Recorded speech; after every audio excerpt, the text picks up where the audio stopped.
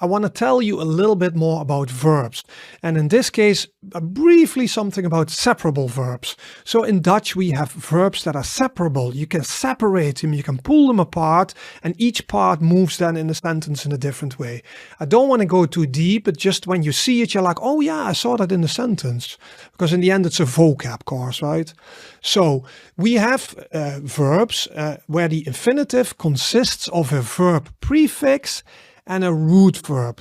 So a verb prefix is a prefix that you can add on to a root verb. So later I'll show you the example. So these verbs consist out of a prefix and a root verb, which is separated in the present tense.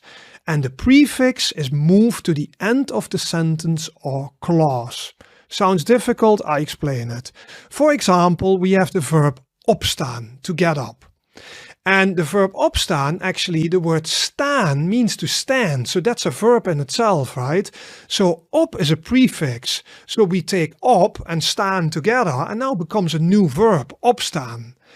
But when we use a verb like that, a separable verb, we later in the sentence pull it apart again. So for example, my point is, ik sta op.